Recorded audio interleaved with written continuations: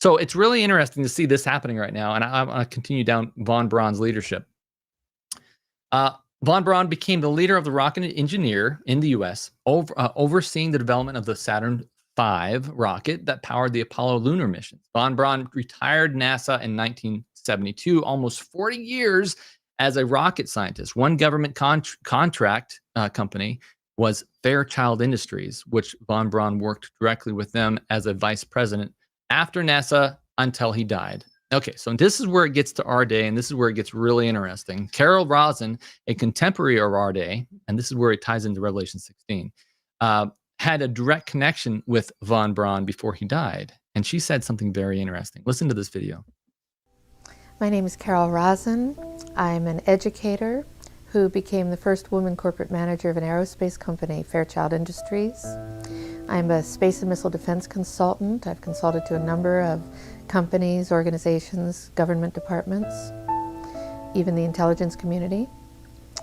I was a consultant to TRW working on the MX missile, so I was part of that strategy.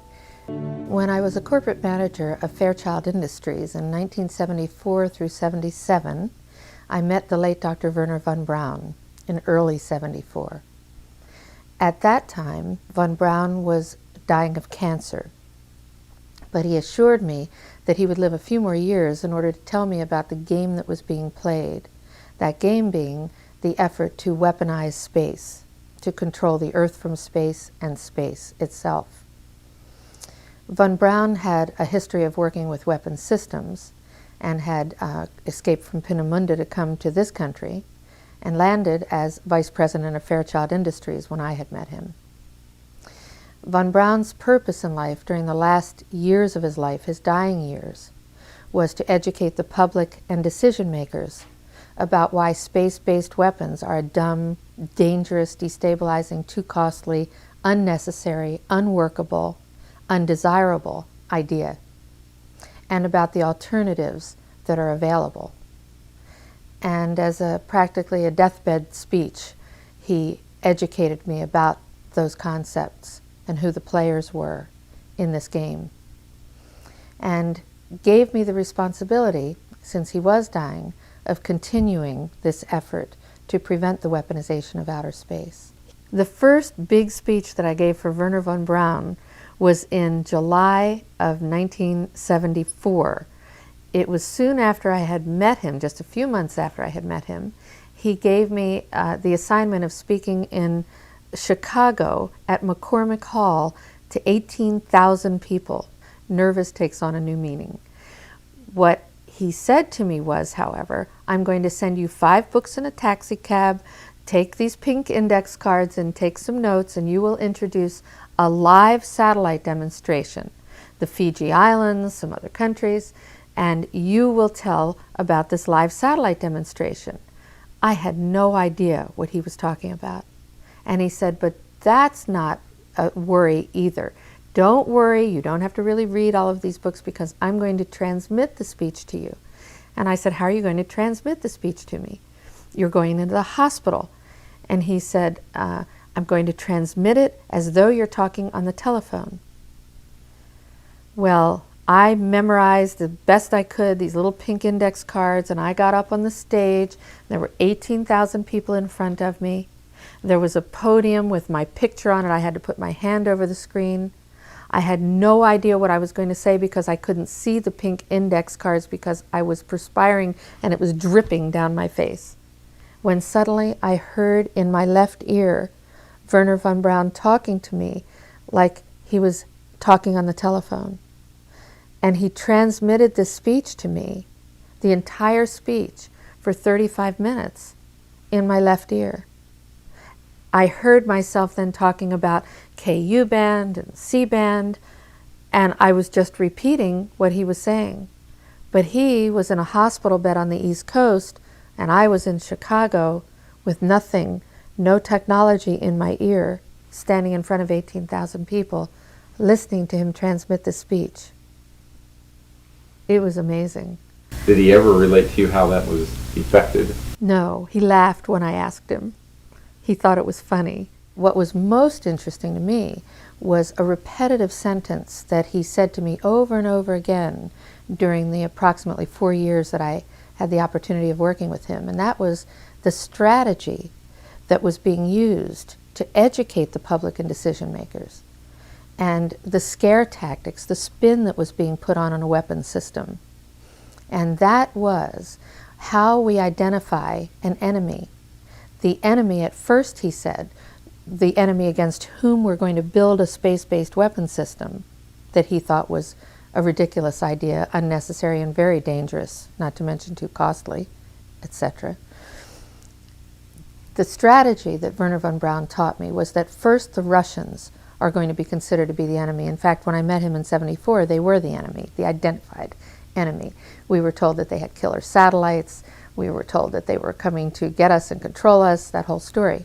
First, the Russians were the enemy against whom we're going to build space-based weapons. Then terrorists would be identified, and that was soon to follow. We heard a lot about terrorism.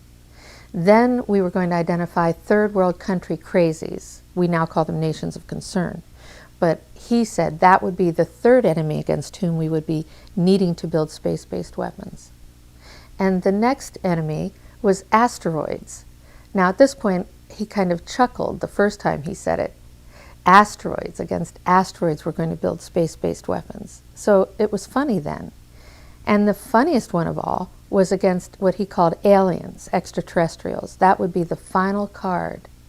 And over and over and over during the 4 years that I knew him and was giving his speeches for him, he would bring up that last card. And remember, Carol, the last card is the alien card. We're going to have to build space-based weapons against aliens.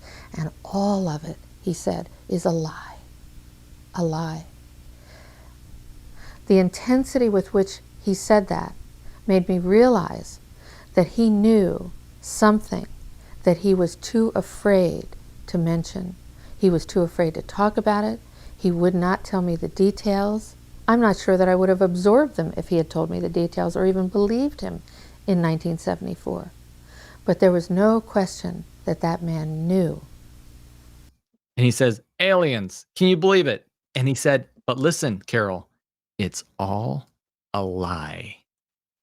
It's all a lie. That's a direct quote from his assistant who says he said this to her. It's all a lie. It's all a lie. And so we look back through history, just because he said this in the 70s. He said, and in 1974, we had the Soviet Union that was very concerned. We were very concerned about killer satellites. We had to weaponize space. 2001, we had terrorists. We got to weaponize space to get rid of them.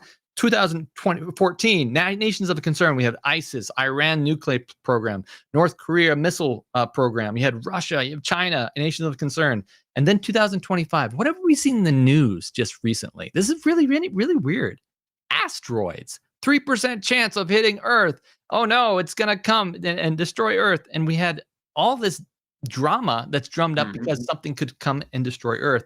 And they have predictive programming on all this in the biggest Hollywood blockbuster movies of about 25 years ago with Pearl Harbor and with Independence Day. Both of those are about space weapons to destroy the asteroid coming and the, to fight the aliens in Independence Day. I don't endorse watching movies. It's just my background. I was in the world and I happen to watch them. And for those who don't go out and watch them so you can, get this better. Read your Bible and go for a walk in nature and talk to Jesus, because what this occult practitioner from Nazi Germany told this assistant of his is these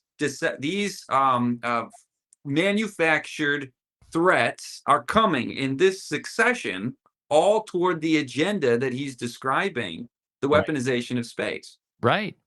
And he said the last card, he said, will be the alien threat. We'll have to make space-based weapons to fight the aliens. And Bradley, back in 2005, I started a master's program. I'd gotten my bachelor's in U.S. history. I was a history teacher. And 9/11 had happened, Iraq War had started, and I was interested in national security related studies. And there was a master's program at a university near where I was living at the time. And it was one of the top programs for developing the national security experts who would then apply for jobs at the Pentagon and the CIA and the NSA and so on, the national security state. And I wasn't going to apply for those jobs, but I was interested in the topic. I want to just keep teaching in the classroom. I'm like, hey, I get a master's. That's the next step here. Let me try national security studies. The first course in the national security studies master's program was that there were two main things that they wanted the students to really adopt. One was Machiavelli. We read The Prince, which teaches about the noble lie and entering into evil in order to have an end justifies the means approach. Because if you're going to be responsible in responsible positions of power, you can't have moral qualms about little matters. You need to be able to do what needs to be done. And it wasn't stated that overtly, but when we read Machiavelli, I figured we're going to tear this apart, right? Because a moral, civilized society would not adopt the ideology in The Prince. So I objected to that in class. But the bigger thing that what we were to read as our term paper, the main message was agree with the weaponization of space. And I What? didn't know that this had anything to do with the. I knew about von Braun and what Carol Rosen had said in terms of what to expect for those 5 reasons, but I totally forgot it had to do with the weaponization of space. I was in a secular, master's program for national security studies that would teach to get involved with the weaponization of space. I don't know if this professor knew what's coming, but von Braun certainly did, because he was in touch with entities who are planning these things, and God can overrule all of this, right?